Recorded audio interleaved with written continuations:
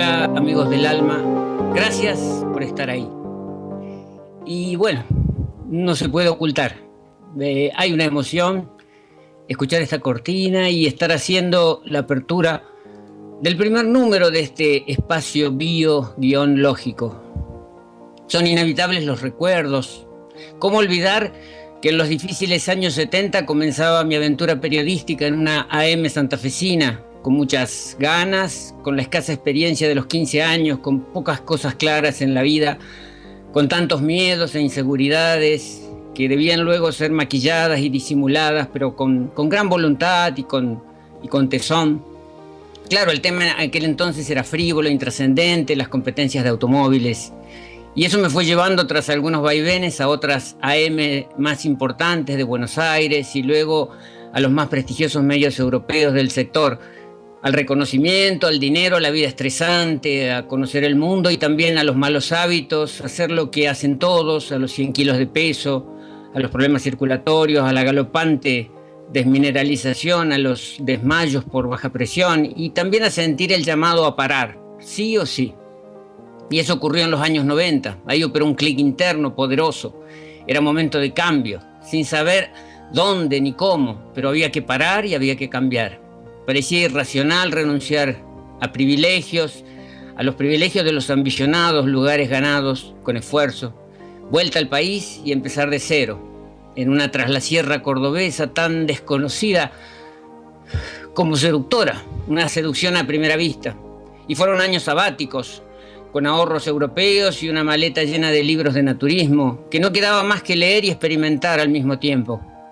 Empezar con la huerta, aprender a manejar la pala, cultivos de aromáticas, crías de abejas, crías de cabras, que en ese entonces se pensaban mejor que las vacas, con ayunos frutales, cómo olvidar los 14 días a solo uva. Con construcciones, con ovolactos vegetarianos, con molino propio de harina integral, con macrobióticos, con arroz yamaní, gomacio, con urinoterapia, con chamanismo, con hinduismo, absorbiendo letra de grandes maestros, haciendo prácticas con la energía, en fin.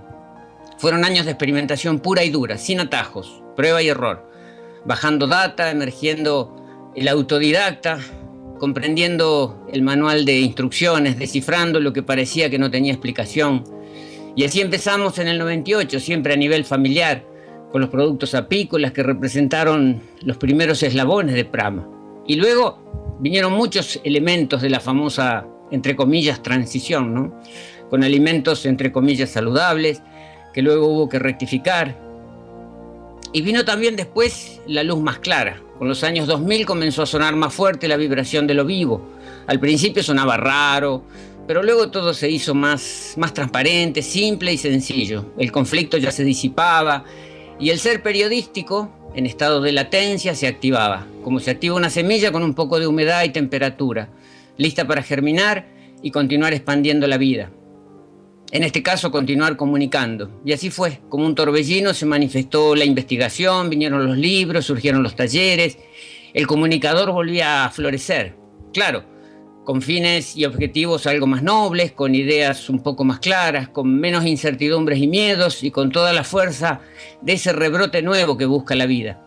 Y en la segunda década del nuevo siglo se materializó ese ámbito físico que toda esta experiencia depurativa y nutricia lo pedía, era necesario para que tuviera su marco de expresión. Y así nace el proceso depurativo con sus 6 andariveles, así comienza un incipiente y pequeño espacio depurativo que fue creciendo física y energéticamente, y fueron llegando los hermosos seres que completan la escena, los compañeros trabajadores que construyen y mantienen este espacio, los colegas terapeutas que desde distintos lugares y disciplinas van enriqueciendo el centro de cura, los amigos voluntarios con sus ganas de experimentar, de aprender y de brindar sus dones, los jardineros de la permacultura con su sentido de la vida como un todo invisible, los artistas que aportan su poderoso y poco valorado efecto terapéutico, los padres y los niños que dieron vida al espacio escuela, los seres divinos que inspiraron y asisten al espacio de luz y las maravillosas y enriquecedoras biofrecuencias que ahora están animando el nuevo espacio biológico. Y lo más importante de todo, los amigos huéspedes que confiaron y confían cada vez más en la propuesta y se animaron y se animan a compartir la experiencia. Sin ellos, nada de esto sería posible.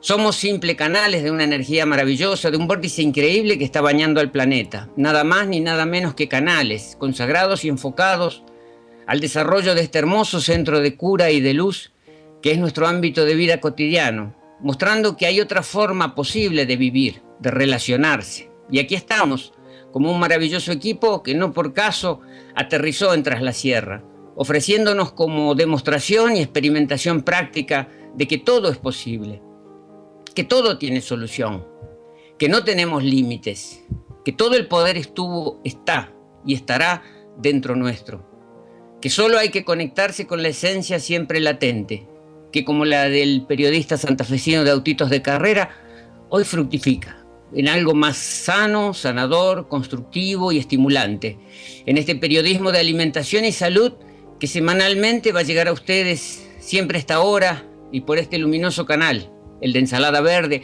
a quienes agradecemos la confianza que nos han dispensado.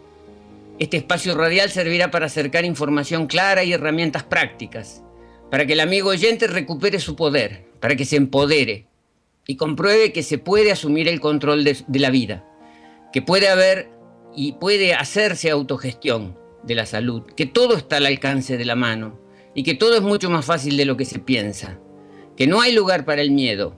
El miedo es hijo del desconocimiento. El conocimiento nos libera, pero también nos hace responsables. Y de eso se trata, de hacernos responsables de nuestras vidas, para dejar de mendigar asistencia, para ejercer nuestro poder interno, para expresar la perfección de nuestra perfecta e inteligente maquinaria celular. Todos estamos dotados de infinita inteligencia. Basta reconocerla, validarla, integrarla y todo con lógica. La biológica que definirá estos encuentros a partir de hoy. Espacio biológico. Decimos siempre que estamos en épocas de cambio de paradigmas. Justamente días pasados en las noticias, justamente en el portal de Infobae, aquí en Argentina, y bajo el título justamente Cambio de paradigma, las dietas bajas en sal no son beneficiosas para la salud. Este portal se hizo eco de un estudio científico publicado por The Lancet, una revista inglesa, que cuestiona la validez de las dietas bajas en sodio, o sea, las dietas sin sal. La baja ingesta de sodio, señala la publicación inglesa, se asocia con mayor propensión a sufrir ataques cardíacos, accidentes cerebrovasculares y muertes, en comparación con el consumo promedio. Y esto se suma a otros estudios. El American Journal of Medicine llegó a la conclusión de que existe una mayor mortalidad entre las personas que sufren enfermedades cardiovasculares y que siguen una dieta pobre en sodio. Por su parte, investigadores del Centro Médico de la Universidad Rush de Chicago, en Estados Unidos, siguieron a más de 800 pacientes con insuficiencia cardíaca durante un promedio de 3 años, analizando tanto su estado de salud como su consumo de sal. Resultó que quienes llevaban una alimentación baja en sodio tuvieron un 85% más de posibilidades de morir o de requerir hospitalización a causa de enfermedades cardíacas en comparación con pacientes que no restringieron su consumo de sal. Otro estudio de JAMA muestra que una alimentación baja en sodio condujo a un aumento en la resistencia a la insulina, que es un factor de riesgo para las personas con diabetes tipo 2. Y el cambio ocurrió en solo 7 días. Diabetes Care publicó otro informe donde se demuestra que una alimentación baja en sodio está relacionada con un aumento en el colesterol de baja densidad y en los triglicéridos, y un mayor riesgo de muerte para los diabéticos, otra población a la que generalmente se le recomienda restringir su consumo de sodio. Valeria pregunta, ¿por qué se sigue recomendando comer sin sal, con sales modificados artificialmente, o incluso con prohibiciones legales para que desaparezcan los saleros en los comedores? Justamente, Marcia, es un tema a modificar, es un paradigma que hay que cambiar, es una formación médica, es lo que se enseña en las facultades de medicina, en las facultades de nutrición, y siempre el hilo se corta por lo más delgado. Lo más fácil es medicar, reprimir la presión alta que el corazón hace para adaptarse a un espesamiento sanguíneo y sacar la sal. Y esto no toma en cuenta que la hipertensión es un mecanismo defensivo. Así como el cuerpo pone en marcha mecanismos como la inflamación, como la fiebre, en la hipertensión se está defendiendo el cuerpo de un espesamiento que impediría la buena irrigación, y este espesamiento está generado por nuestros estilos alimentarios equivocados, por las parasitosis. Tampoco la ortodoxia se ocupa mucho de entender la relación que hay entre el sodio y el potasio, porque en realidad nuestros ancestros y una dieta fisiológica se basa en altos contenidos de potasio, muy bajos en sodio, pero hay una relación. Y en nuestra alimentación moderna esa relación la hemos invertido para mal. O sea, comemos muchísimo sodio en bajas cantidades de potasio. Sacarle la sal a la comida no representa nada saludable porque no está atacando la causa profunda. Y eso nos lleva a entender de que hay que cambiar la forma de ver la realidad. Raúl quiere saber, con tantos tipos de sal que nos ofrecen, ¿cómo hacemos para discernir correctamente al elegir? Bueno, acá hay que entender que hay como una escala de valores, pasa con el azúcar y pasa con muchos alimentos. La sal en sí o la sal integral, no hay un nombre que defina. Acá hay que entender desde dónde viene lo que vamos a poner en nuestra boca y lo que ponemos en el plato. Hay un espectro que va desde el agua de mar hasta el cloruro de sodio que surge de desechos industriales, y todo se va a llamar sal. Lo que está a la cabeza es el agua de mar. Si nosotros pudiéramos tomar agua de mar, por supuesto, no donde hay desagües cloacales, pero en el litoral atlántico argentino, buscar un lugar que esté aislado y poder tomar esa agua como pura, es decir, agua como condimento para usar en los jugos, para usar en los licuados, para usar en nuestros batidos, podemos diluirla con agua dulce si la queremos usar como agua para tomar. Eso sería lo máximo a nivel de electrolitos, a nivel de garantizarle al cuerpo todos esos oligoelementos que están en el plasma marino, que es nuestro caldo de cultivo original.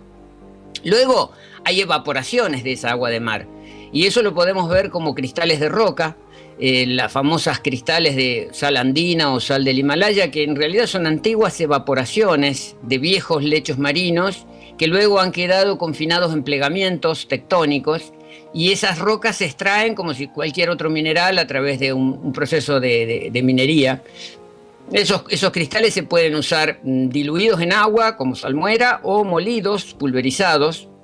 Según el Código Alimentario, esto no sería apto para consumo humano, por eso a veces estos paquetes llevan la inscripción de que es solamente para baños de inmersión o para el uso de alimentación animal, pero en realidad todos sabemos que es realmente la sal más pura y es la que menos inferencias tiene de parte del ser humano, porque uno ve los cristales y ve la entereza de este producto. Después vienen las sales de cielo abierto, o sea, los clásicos salares, donde vemos a veces en la fotografía esos salares blancos, pero claro, ¿cuál es el problema de estos salares? Que son siglos de lluvias que han erosionado, han lavado y han quitado muchos elementos, y que luego en el procesamiento también se le hace un proceso de lavado y se la desmineraliza un poco y se le quita el potencial.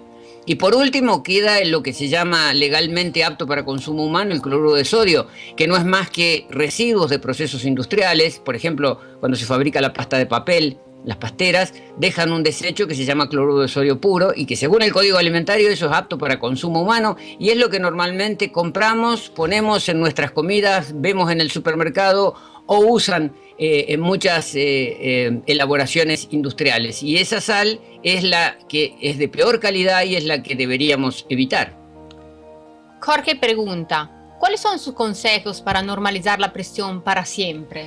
Lo que hay que entender es que hay que limpiar la sangre, no queda otra. Y limpiar la sangre implica una dieta limpia, una limpieza de fluidos, desatascar a nuestras cañerías de todo el desecho que se fue acumulando durante tanto tiempo, a veces de una alimentación inconsciente. Hay que bajar los niveles de parasitosis, porque son los mismos huéspedes internos, nuestros parásitos, los que van generando un ensuciamiento cotidiano y que repercute sobre la sangre y sobre la linfa. Tenemos que ser más fuertes en la ingesta de potasio, más jugo verde, un tema que vamos a tratar más adelante en el programa y que tiene que ver con la clorofila, y elegir la mejor calidad de sal posible. O sea, si podemos agua de mar, mejor, y si no, tratar de buscar los cristales más puros y hacer de esta manera una alimentación mucho más inteligente y mucho más consciente.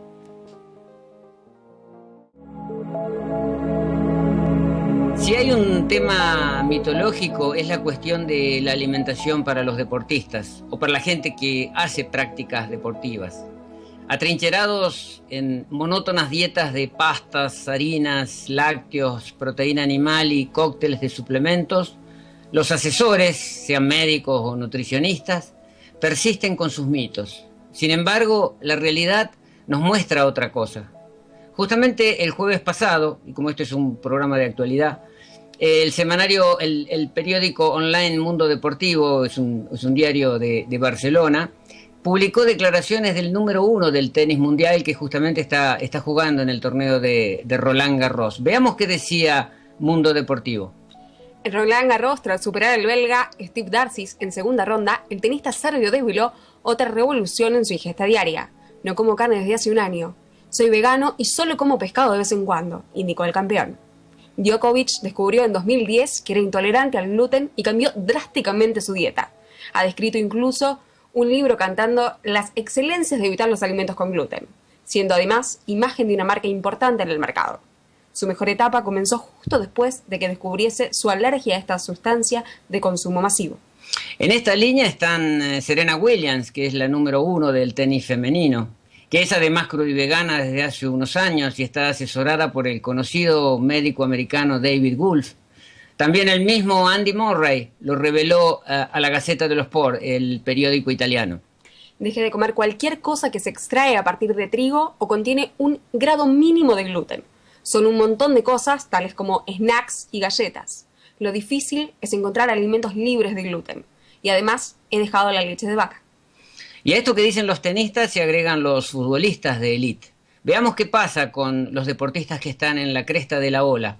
Mundo Deportivo nos informa que Lionel Messi y Sergio Agüero, el Kun Agüero, tienen muchas cosas en común. Y una de ellas es Giuliano Poser, el italiano que los recuperó físicamente tras pasar por varias etapas de malestares físicos. Veamos qué dice Mundo Deportivo. El capitán del seleccionado argentino cambió su rutina alimenticia por completo. Una dieta mucho más estricta en donde los vegetales, cultivados o procesados en forma natural, son los protagonistas exclusivos. El crack del Barcelona modificó para mejorar su forma de entrenarse y los resultados están a la vista. Messi recuperó su nivel futbolístico, logrando instalar al Barcelona en lo más alto de Europa. Y el mismo informe de Mundo Deportivo brinda más evidencias y más información. La dieta de los cracks argentinos no permite carnes rojas ni blancas, tampoco el pescado, las harinas refinadas y aquellos alimentos que contengan conservantes, grasas saturadas y otros aditivos. En 2006 y 2013, el astro azulgrana sufrió 11 lesiones. Solo 2 de ellas no fueron en los músculos. Desde noviembre de 2013 hasta ahora, Messi no ha sufrido más inconvenientes musculares serios. Tras el Mundial 2014, perfeccionó lo que parecía perfecto.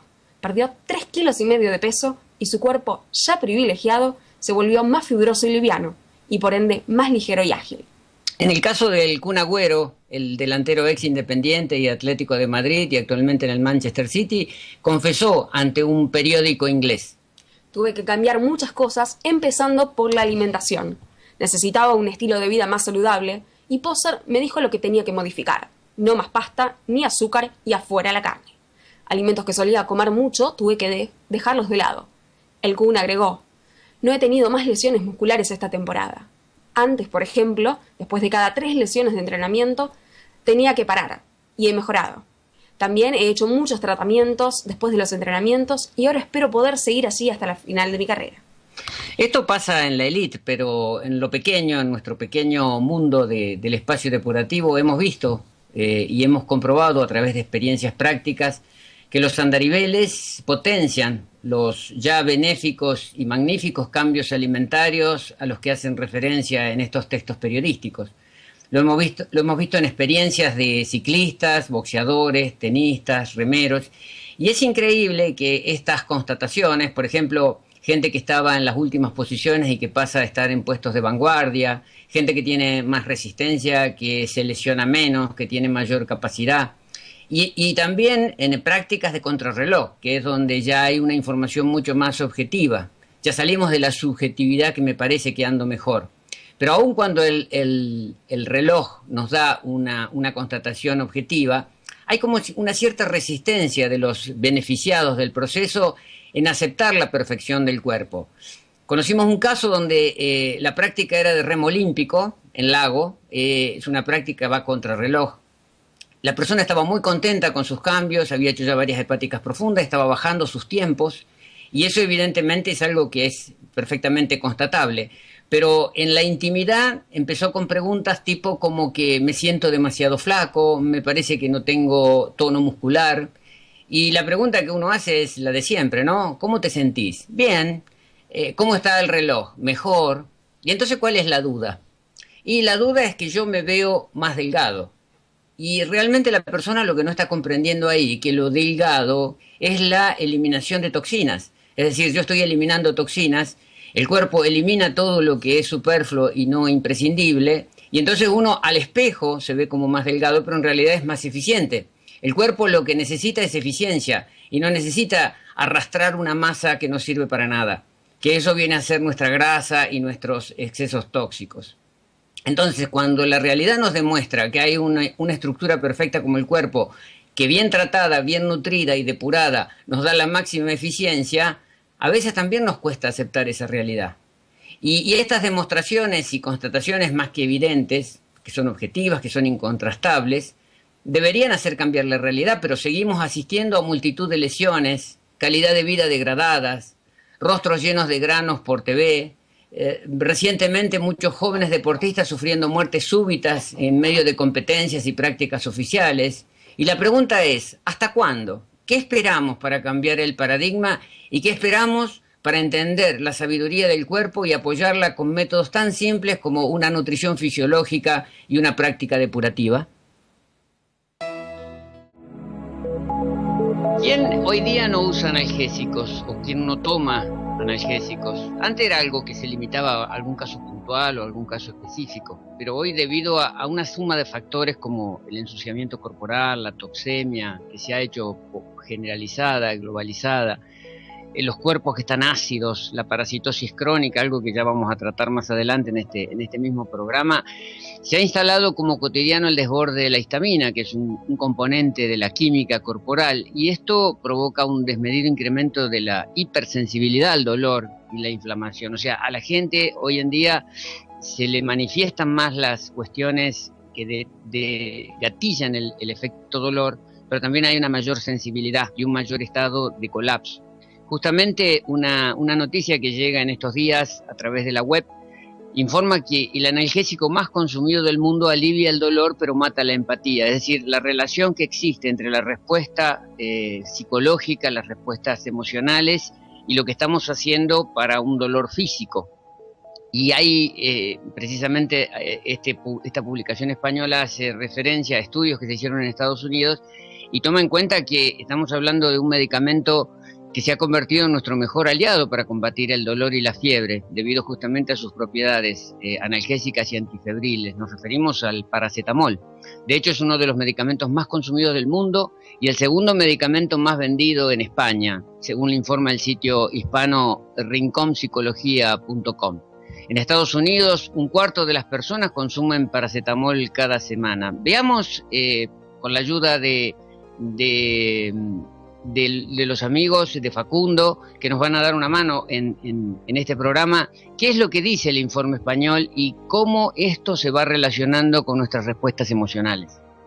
Buenas tardes, Néstor, buenas tardes, audiencia. El texto dice así: aunque se trata de un medicamento bastante seguro y la mayoría de las personas lo toleran bien, puede provocar algunos efectos adversos, como hipotensión y aumento de los niveles de transaminasas en sangre.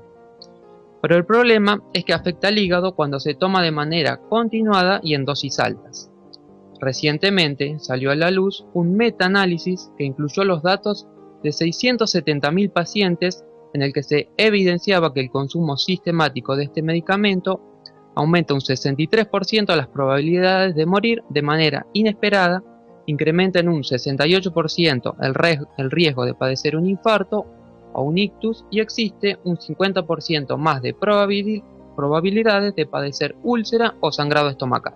Pero esto tiene que ver con lo físico, con lo concreto que responde a la cuestión celular. Pero vamos a ver qué pasa con la parte psicológica y emocional. Justamente este sitio está dedicado a la psicología y toma esta faceta de los estudios y de la información que llega desde la ciencia.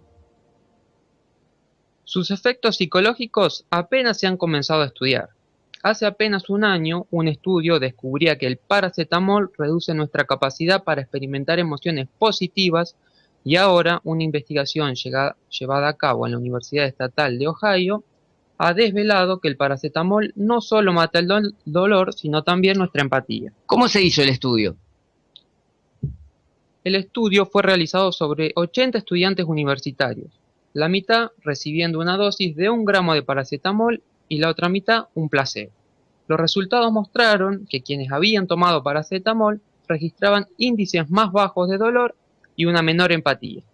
¿Y qué pasó cuando los investigadores quisieron replicar esto y probarlo en una masa más grande?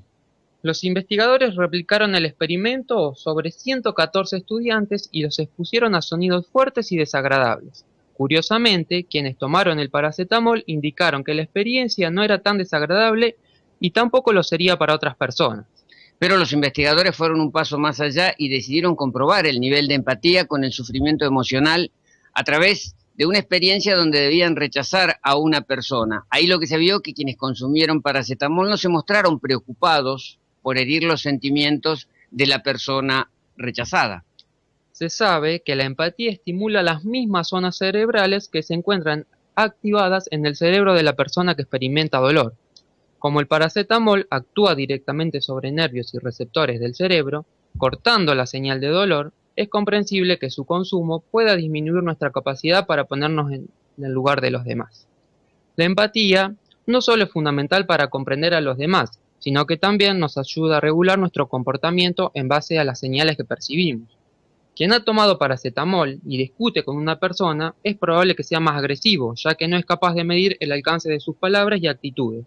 ¿Se dan cuenta que todo esto lo vemos a veces en la vida cotidiana y no asociamos causas con efectos? Cuando vemos a las personas que se sacan o que están fuera de sí o que asumen actitudes que no son lo esperado o lo racional, entender que siempre hay una causa y un efecto, siempre hay un detonante, hay un gatillador. Y la histamina tiene mucho que ver con este tema, pero obviamente es un tema que requeriría que lo expliquemos y yo creo que en el próximo programa vamos a dedicarle un espacio a la cuestión de la histamina porque también tiene que ver con la parasitosis, también tiene que ver con los desechos que dejan nuestros huéspedes internos, pero que van a provocar un montón de reacciones y sobre todo la necesidad de tapar esos síntomas, es decir, porque son síntomas que nos incomodan, que no nos generan un estado de confort.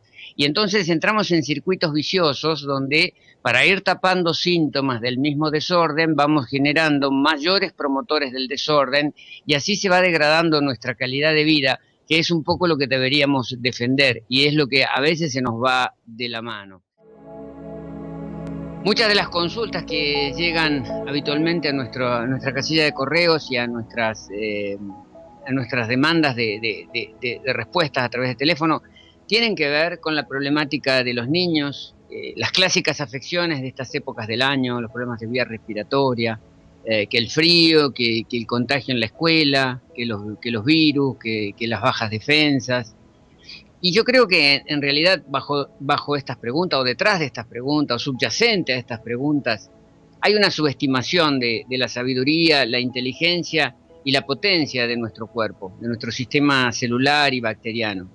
Y es increíble porque el niño nace con esa sabiduría, eso está implícito en su memoria celular. Sabe cómo hacer caca, sabe ponerse en cuclillas, no lo tiene que leer en un libro como los adultos, sabe que hay que andar descalzo, pero la madre no lo deja porque se va a enfriar y tiene que calzarse. Sabe cuándo no hay que comer, pero los padres le insisten para que coma porque tienen miedo que haya una desnutrición. O sea, el saber no es problema del niño, sino del entorno. Y el entorno íntimo son los padres. Los padres con sus miedos, sus condicionamientos, su falta de confianza en el cuerpo. Los padres que preguntan qué tenemos que darle de comer al nene. Y parece que nos olvidamos que los niños son seres humanos, parafraseando a la frase de Lelutier, ¿no? Que son seres humanos que tienen las mismas necesidades fisiológicas que nosotros, no son marcianos. Necesitan el mismo oxígeno, la misma alcalinidad, la misma carga enzimática, la misma vibración celular, la misma higiene del medio celular. Y estos niños están sobreviviendo a su forma, a su modo, como todos los organismos vivos de este planeta. Y están soportando y sobreponiéndose a miles de influencias. Ya en su estado fetal han recibido un líquido amniótico contaminado, un ambiente fetal con desorden bacteriano, porque ahora se demuestra que el ambiente fetal no es tan aséptico como se pensaba, la leche materna no es tan perfecta como se pensaba y está cargada de tóxicos. Y luego la influencia de la dulzura del entorno, los abuelos, los amiguitos, la escuela, la carga de cosas que vienen a la casa por esta vía. Y además de todo eso, después viene toda la parte alimentaria, todos los adictivos que condicionan su conducta y su respuesta nerviosa. Con la ayuda de Facu vamos a repasar algunos conceptos sobre cosas tan claves como, por ejemplo, el jarabe de maíz de alta fructosa.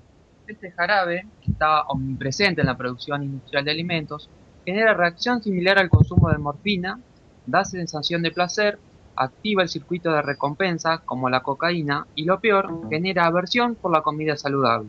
¿Y todo lo que tiene que ver con la leche vacuna y sus derivados? Y la leche vacuna y sus derivados aportan péptidos opiáceos similares a la morfina que afectan el peristaltismo intestinal, o sea, generan estreñimiento.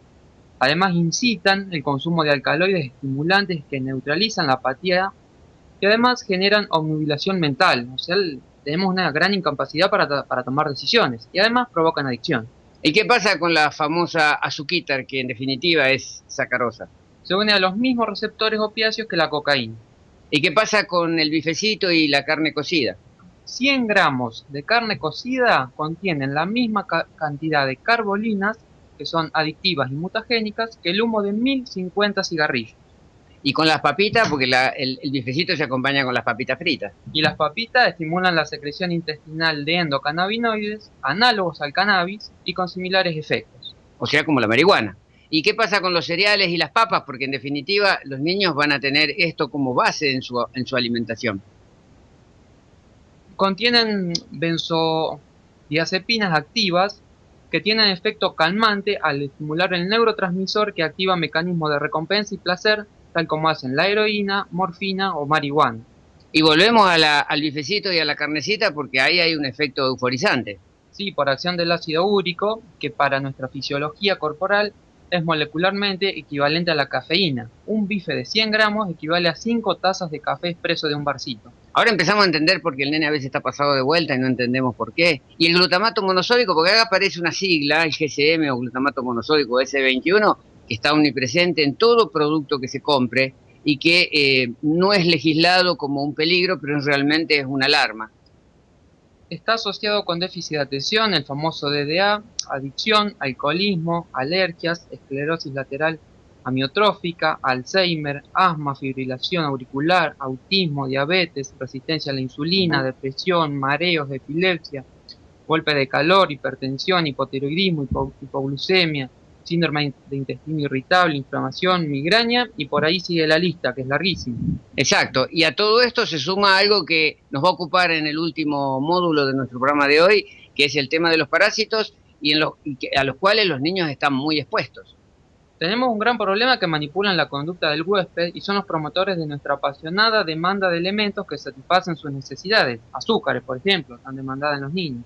Y volvemos a la carnecita, porque es una de las letanías con las cuales luchan los niños. La carne genera la presencia de compuestos en el cerebro, que es la putrescina, que actúan como inhibidores de enzimas, lo cual influye sobre el comportamiento y explica conductas neuróticas, agresivas y hasta manifestaciones epilépticas. Se entiende que todo tiene una causa y que nada sucede por caso y que nada es inexplicable. Y a todo esto se suma algo muy importante. Desaparecieron las abuelas del contexto familiar y nuestras abuelas, lo recuerdo en nuestra niñez, eran las que administraban las purgas, las enemas, las hierbas amargas desparasitantes, hacían la cura del empacho, en primavera nos daban la cucharada de aceite de oliva en ayunas para hacer la limpieza del hígado. Y después aparece el entorno familiar, el entorno de papá, mamá que a veces no piensan igual, papá y mamá que por ahí están separados, y esto ya es un problema para el niño porque es una historia de tironeos, y cuando papá y mamá conviven y a veces están o no están de acuerdo, los niños se ven obligados a veces a tomar partido de la situación, son como especie de rehenes en un tironeo de adultos. Y nunca aparece esa madurez, ese paso atrás, esa baja del ego que debería darse para beneficiar, para que haya un bienestar en eso en común que es el niño, que es el fruto de la pareja. Pero a veces hay cierta sintonía.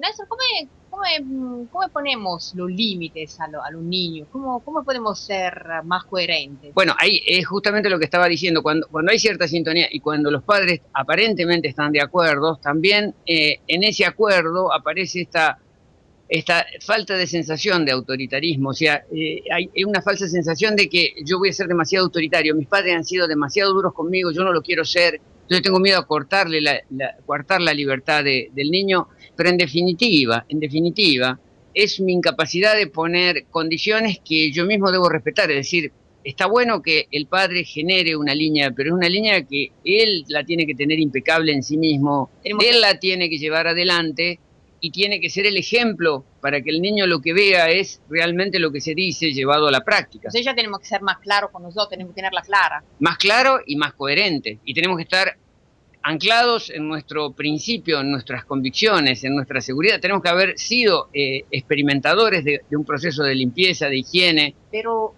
Néstor, la preocupación nuestra, de nuestros padres, es que el miedo a que a los niños se transformen como moscas blancas. Claro, que sean discriminados, que sean chicos raros, pero en realidad en una sociedad que tiene muchos problemas, yo creo que el último de los problemas es fijarnos en una historia de discriminación, porque en definitiva es aceptar que si en la sociedad todos los niños son violentos, los nuestros también tienen que serlo para no ser discriminados. Si todos roban, hay que robar para que no te discriminen. Es decir, no podemos entrar en lo que hace la masa, en lo que hace la mayoría, porque en definitiva no hay que ponerse igual, sino que hay que ser impecables en principios. Y para colmo, hay que tener en cuenta una cosa: los niños, sobre todo los niños pequeños, son como esponjas que van a absorber todas las conductas y todas las ejemplificaciones que vienen desde los adultos. Entonces, es evidente que si ellos ya están en una senda problemática y han accedido a alimentos problemáticos, es por nuestra acción u omisión. Es decir, que ahí es donde se desata esta responsabilidad de rectificación. Eso está bueno, pero Néstor, ¿cómo te imaginarías un cumpleaños de niños? Y precisamente a través de prácticas que son perfectamente fisiológicas y que nos llevan a entender que todo se puede hacer. Un cumpleaños de niños con muchas frutas, aquellas que se ha experimentado, con preparaciones crudas, con golosinas que se pueden hacer desde 1000 formas diferentes, imitando a las tradicionales, pero a través de frutas, verduras y semillas que pueden dar textura, que pueden dar formas. Precisamente hay un recetario fisiológico que nosotros hemos editado para dar ideas a los papás que tengan ese background de conceptos y entender de que los niños a veces prefieren las cosas simples y la fruta y no la industrialización, porque ellos ya son víctimas. Por supuesto, son adictos, pero en definitiva también son víctimas de las descomposturas, de los malestares que generan esto en los eventos sociales o en los cumpleaños. Y bueno, yo creo que así como Marcia está haciendo algunas preguntas y que tienen que ver con las dudas que tienen los padres respecto a los niños, en los próximos programas vamos a profundizar consejos concretos para aplicar en la niñez. Los 6 andariveles, por ejemplo, los 6 andariveles del proceso depurativo se hacen súper necesarios a la hora de resetear el organismo infantil. Y hay que tener en cuenta algo: los niños van a tener a favor mucha energía, porque son cuerpos nuevos, son cuerpos que tienen un caudal y un potencial regenerativo y de recuperación. Entonces van a tener también la capacidad de bancarse las crisis depurativas, que a veces los adultos las notamos con mayor intensidad porque tenemos menos capacidad energética. Y yo creo que también los padres interesados en todos estos temas, que son vastos, en realidad, lo decíamos al principio, el tema infantil da para muchos programas. Entonces, que los padres nos hagan llegar sus inquietudes al correo info@nestorpalmetti.com. Algunos les contestaremos en forma de correo electrónico personal, pero que yo creo que muchos de estos temas van a volver al programa para ser compartidos en la red. Porque acá llegan preguntas preguntándome, la hepática, los niños lo hacen, quindi. Claro, por ejemplo, una práctica que es la limpieza de hígado, los niños la pueden hacer adaptados a sus condiciones, a sus posibilidades, y ahí trabajamos con conceptos más suaves, más light, menos invasivos, digamos, porque tienen que ver con estructuras todavía más nuevas. Ahí se puede trabajar el tema del aceite de oliva, o sea, durante 15 días a la mañana en ayunas, los niños reciben una cucharada de aceite de oliva con unas gotitas de limón, y eso ya empieza a promover una descongestión hepática. Vamos a hablar de cómo se puede limpiar el intestino sin necesidad de llegar a un lavaje intestinal, pero sí con prácticas que no agredan. Y bueno, y decíamos de tratar el tema de los niños, pero yo creo que con los niños debemos ser muy claros y tener muy claros conceptos. Y evidentemente estamos muy condicionados por mitologías que traban a veces las decisiones racionales de parte de los padres, que al no tener claro ciertas cuestiones y al ser víctimas de miedos o de presiones o de condicionamientos, van transfiriendo todo esto a los niños, que, bueno, no son más que esponjas que van a absorber todo el mensaje que viene de los adultos. El tema de los dulces, por ejemplo, creer que el niño es un demandante de dulces, en realidad es una falacia, porque el niño no va a demandar más dulces de lo que nosotros dejemos que pruebe y que vaya accediendo. Y esos dulces, por ejemplo, cuando se empieza con la leche y se le empieza a endulzar la leche, eso va creando un hábito que no es fisiológico, pero que en el niño se va haciendo un condicionamiento, y eso desarrolla parasitosis. Y esas parasitosis reclaman más azúcares. Empezamos un círculo vicioso por efecto de nuestros hábitos de endulzar, que van a demandar después más presión por parte del niño. O sea que con los dulces hay que empezar a trabajar gradualmente en ir bajando esas densidades de los alimentos y en irlos reemplazando por sabores vegetales que puedan dar una respuesta. Por ejemplo, cuando el niño demanda algo dulce, bueno, podemos hacer lo que aquí en el espacio le llamamos el batido Pantera Rosa, que no es más que licuar banana con un jugo de remolachas, y eso es un dulzor importante, pero sin el efecto que desarrolla más parásitos, y entonces tenemos ahí una respuesta que nos puede ayudar en este camino. También hay muchos mitos con el tema del calcio, del hierro, el pan. Son cuestiones como que están en nuestra filosofía profunda, en nuestra cultura profunda. Yo recuerdo de chico, el nene come con pan, si no comes con pan no es comida. Y eso se va grabando y se va incorporando en nuestros hábitos cotidianos. El calcio, hay un terror por parte de los padres a que el niño tenga falta de calcio, que tenga dificultades en el crecimiento. En realidad el calcio no trabaja solo, no depende no es una sustancia que trabaje sola y que al niño se le dé calcio, y menos de la leche vacuna. El calcio necesita 23 elementos que son sinérgicos y complementarios y que generan un efecto flipper. Decimos flipper porque si ustedes han jugado con ese juego, ven que los adolescentes juegan con el juego de las manitos, que van empujando la pelotita. La pelotita es la molécula de calcio que viene de nuestros alimentos y que está presente en todos los alimentos vegetales, de todo tipo hay siempre calcio, hasta la lechuga, todo tiene calcio. Pero ese calcio necesita ser acompañado con 23 golpecitos perfectos para que esa molécula de calcio se convierta, con el aporte del fósforo, del magnesio, del silicio, del manganeso, se convierta en una célula ósea. Entonces necesitamos ese equilibrio interno. O sea, no es un problema de enchufarle calcio a la estructura del niño para que el niño tenga huesos fuertes.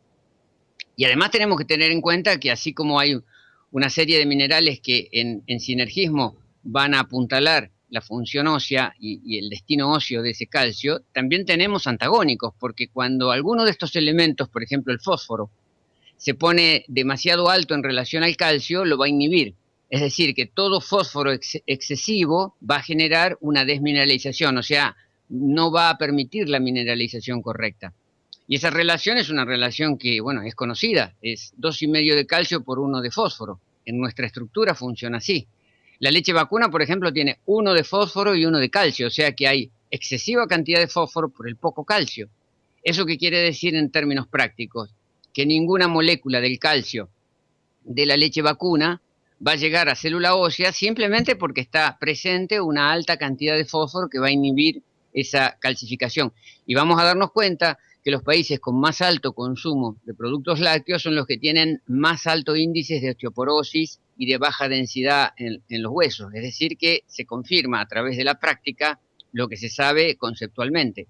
Y guarda que mucho peor es el tema con la soja, porque la soja tiene 0,4 de calcio contra 1 de fósforo, o sea que si en la leche de vaca hay un problema, en la leche de soja tenemos un problema amplificado y magnificado. Y sin embargo, con la soja aparentemente hay todo como una buena prensa de la soja, y eso va a generar que muchos padres reemplacen una cosa con otra, y en la práctica es como salir de Guatemala y meterse en Guatepeor, ¿no?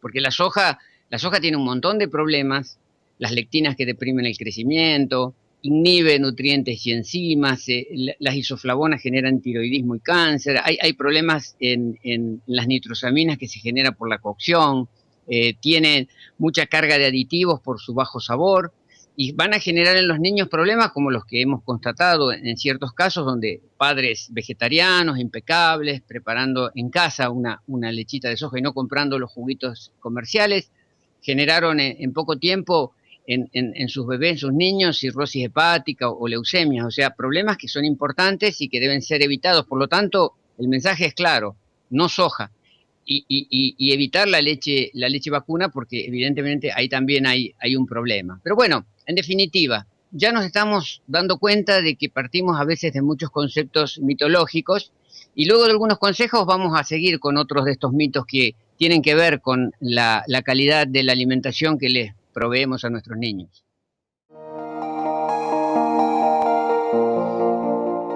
Y seguimos con esta cuestión de los niños y los mitos que a veces generan un efecto negativo. El otro mito, si lo hay, es el hierro y la proteína animal y la carne, y que el niño necesita hierro y que necesita, en realidad, los frugívoros, como nosotros, como los gorilas o como los monos, absorben el hierro a partir de las formas vegetales, que es el ion férrico, y que bueno, hay mucha mitología de que eso no se asimila. ¿Cómo no se va a asimilar? Porque hay una conversión que la hace la flora, y la flora puede convertir al hierro en vegetales o al hierro en animales en hemoglobina, pero necesita un cierto equilibrio de nutrientes, como los folatos, que nos lo proveen las hojas y los vegetales, la vitamina B12, el ácido málico que está en la manzana. Es decir, no quiere decir que tengamos que ser carnívoros para asegurarnos niveles altos de hemoglobina, y la prueba está, que los vegetarianos, los veganos, los crudiveganos no tienen anemia, y suele haber anemia en los carnívoros. Entonces quiere decir que hay una mitología que es para desterrar. Y lo mismo que no estamos entendiendo que mucha hemoglobina es consumida por nuestros huéspedes internos. En programas pasados hablamos de los parásitos, de que consumen hemoglobina, pueden consumir hasta 1/4 litro de sangre por día estos huéspedes internos, y frente a esta invasión de huéspedes, el cuerpo también va a intentar defenderse, va a intentar indisponer esa hemoglobina para que en formas no asimilables se pueda almacenar en el cuerpo y no alimente a las parasitosis. Es decir, que en definitiva lo que necesitamos para tener una buena química de las moléculas de hierro, del ion férrico que están en los vegetales, es tener una buena flora intestinal, que justamente va a ser un tema que lo vamos a tratar en nuestro último bloque cuando hablemos de las cuestiones depurativas, porque el niño también necesita ser depurado, necesita tener un buen tránsito intestinal y sobre todo tener una buena flora intestinal. Y esa buena flora intestinal se construye en el día a día, se construye con los pre y probióticos, que no necesariamente tenemos que ir a buscarlos en el supermercado, sino que los podemos generar en casa a través de las fermentaciones, a través de todo lo que significa un procesamiento casero, que hace que tengamos buenos agentes de apoyo en esto que es construir salud, que es prevenir, que es trabajar antes de los problemas, y que tiene que ver con un estado de conciencia que nos va a ayudar a tener un mejor desarrollo en todas estas cuestiones, y sobre todo una mejor crianza de nuestros niños, una crianza más saludable, sin tanto condicionamiento y con mayor eficiencia.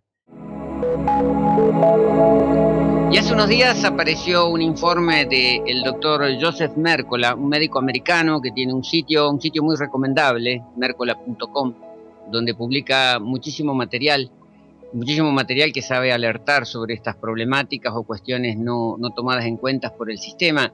Y este informe de Mercola, justo del doctor Mercola, hablaba de los daños que genera la salud, que en definitiva es un término técnico, se llama iatrogenia. Iatrogenia, justamente Facundo nos va a explicar lo que significa a nivel diccionario la palabra iatrogenia. La iatrogenia es un daño en la salud causado o provocado por un acto médico. Se deriva de la palabra iatrogénesis, que tiene por significado literal provocado por el médico o sanador. Iatros significa médico en griego y génesis viene del significado crear. Ahora, veamos el informe, y es algo que no es nuevo. porque justamente Mércola alerta sobre alarmas que se habían encendido en el sistema de salud ya desde hace un tiempo.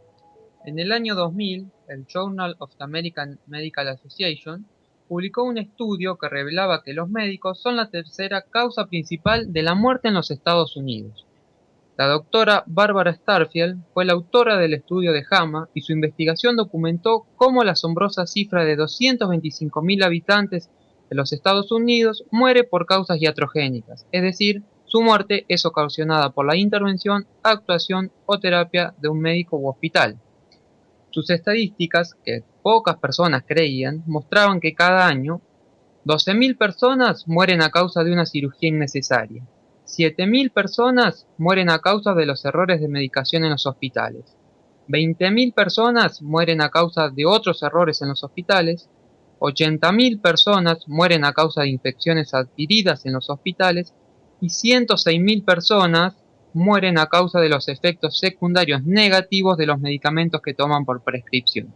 Facundo, hagamos una pausa, porque estas cifras tiradas así pueden sonar como cosa, pero pensemos en la cantidad de personas que se mueren por año a causa de prácticas de salud. Estamos hablando de un efecto devastador. Si sucediese una guerra o si sucediese un evento catastrófico que mata a 225.000 personas, nos agarraríamos la cabeza, y sin embargo esto está pasando bajo nuestros ojos, lo está denunciando justamente la publicación de la Asociación Médica Americana, y parece que no pasa nada.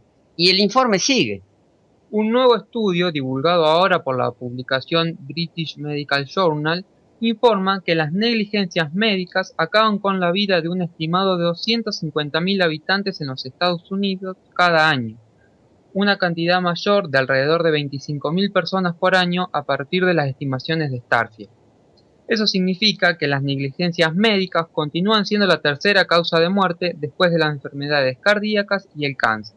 Y hagamos la salvedad, es posible que estos números estén subestimados, como bien también lo señala Mércola, ya que las muertes que ocurren en el hogar, sea en el ámbito casero o en casas de retiro para adultos de la tercera edad o geriátricos, no se incluyen en estos estudios, en estas estadísticas, y el informe sigue. Sin embargo, dice el estudio, cuando incluyeron las muertes relacionadas con errores en el diagnóstico, errores de omisión y no seguir las directrices, el número aumentó a 440.000 muertes hospitalarias prevenibles cada año. Esto también hace alusión a la verdadera magnitud del problema. Realmente las cifras hablan por sí mismos, no creo que sea necesario aumentar comentarios, ya cada uno lo sabe, lo conoce, lo ha sufrido, lo vive, y por eso a veces estamos abiertos o buscando cuestiones alternativas que nos eviten caer en esta historia. Pero bueno, vamos a unos consejos. Y otro tema que también es polémico y que nos va a generar más de una agarrada de cabezas respecto a nuestros hábitos cotidianos. Y seguimos en este segmento con el tema de la ducha, el baño, pero sobre todo no es tanto el tema de la ducha y el baño, es el tema de toda la parafernalia química que tenemos en nuestros vanitoris, en nuestros hogares, que llevamos a los viajes en un neceser, y que muchas veces aquí los huéspedes del espacio depurativo traen cargas de cuestiones que les pedimos cuando ingresan acá de por favor no usar. Y era una situación que provocaba una cierta perplejidad en las personas, ¿no? Es decir, ¿cómo no usar dentífrico? ¿Cómo no usar shampoo? ¿Cómo no usar la cremita? ¿Cómo no usar...? Bueno, todas esas historias que tenían una fundamentación, ahora vuelven al tapete, y justamente un portal de noticias muy conocido acá de Argentina, Infobae, el pasado 26 de junio, hablaba y titulaba, riesgo de ducharse más de una vez por día. Facu, veamos qué decía Infobae. Un estudio de la Universidad de San Diego en Estados Unidos explicó los motivos que pretenden quebrar un hábito tan común como ducharse todos los días o varias veces al día, una rutina impensada en otros siglos y hasta no hace muchas décadas. Así, la investigación sugirió que la capa córnea, que es la más externa de la piel, puede verse dañada por el exceso de agua y jabones. Esta capa cumple una función de protección gracias a una serie de bacterias benignas que combaten las infecciones. Abusar de jabones y del agua puede derivar en una piel seca e irritada. La investigación sostuvo que higienizarse la piel con frecuencia destruye las barreras protectoras como son el manto ácido, el manto hidrolipídico y córneo, lo cual rompe el mito de las personas que creen que entre más limpios, más protegidos están contra las bacterias, virus, hongos y otros microorganismos que atacan la piel. Lo que ocurre es lo contrario. Ojo, no es una cuestión tampoco de proponer un sistema de mugre o de falta de higiene. O sea, la higiene con el agua está todo bien. O sea, H2O, agua, que es lo que usa la naturaleza, que usan los animales, que se usa en el medio natural. El tema es todo lo que nosotros generamos como elementos agresivos. Y hay que tener en cuenta una cosa. Nosotros, por ejemplo, cuando se hacen procesos depurativos, las personas hacen excreciones tóxicas y es obvio que genitales, axilas, zonas púdicas necesitan un poco de jabón, pero todo el cuerpo no. Entonces esa costumbre y esa imagen que tenemos de los artistas o las artistas en pompas de jabón y todo lleno de shampoos, no es lo que conviene al sistema corporal, al sistema bacteriano. Podemos enjabonar una zona necesaria en una excrescencia tóxica frente a olores, pero tampoco con tanta intensidad y con tanta complejidad. Podemos usar algún jabón neutro, algún jabón de glicerina con poco detergente o de aceites vegetales para que la piel no se irrite. Y sobre todo la temperatura del agua es importante, porque tenemos que entender que todo esto responde, como lo comentábamos en programas pasados, a una población de bichitos por decir simpáticamente, a bacterias y microorganismos que están protegiendo la piel. Hablábamos de 100.000 bacterias en 1 centímetro cuadrado de piel. Entonces, todo lo que impida la respiración de estos bichitos aerobios y todo lo que los dañe, por ejemplo, los extremos de temperatura. Está bien que por ahí hagamos una ducha de contraste como para estimular la circulación, agua fría caliente, como la ducha escocesa, pero el bañarse tiene que ser con agua tibia. Así como la comida entra al cuerpo a 37 grados, es ideal que nos bañemos con un agua tibia o un agua fresca, pero no caliente, porque en definitiva lo que estamos dañando es a toda la estructura protectora de la piel. Y por eso tampoco usar tanto el tema de las cremas, de los hidratantes, las pantallas solares. Ya con el tema de las pantallas solares, más cuando se acerque el tema de la primavera, porque ahora se toma poco sol, pero cuando tengamos más exposición al sol, vamos a tener que empezar a entender si con las pantallas solares estamos solucionando o estamos creando un problema, porque en definitiva hay un efecto que es bastante tramposo en todo este juego de la falsa protección, que la gente la toma como una necesidad o como un imperativo. Y pensemos que la naturaleza no es nuestro enemigo, el sol no es nuestro enemigo. El problema del ozono se ha manipulado y se ha llevado a extremos que son ya casi de paranoia. Entonces, volvamos al sentido común, volvamos a la conciencia. Los baños, tomarlos con cuidado, tomarlos más bien con agua, no ser tan implacables con ese tema de varios baños por día, tanto material que nos pueda dañar, incluso a nivel de la boca. No es necesario andar con tanto jabón en la boca, con tanta pasta dental, que pueda ser natural, que no pueda ser natural. Lo que importa es agua, cepillo, agua, un hilo dental, y ya ahí tenemos una higiene garantizada, pero la higiene es la corporal. Es decir, si no cultivamos una depuración interna, un orden interno, siempre vamos a estar dependiendo de estas necesidades falsas, porque en definitiva en un cuerpo limpio no hay olores, no hay exudaciones que puedan ser consideradas suciedad, y por lo tanto todo se hace en un ámbito fisiológico, que es lo que tendríamos que tratar de defender y lo que tendríamos que tratar de proteger. Y estas son las cosas.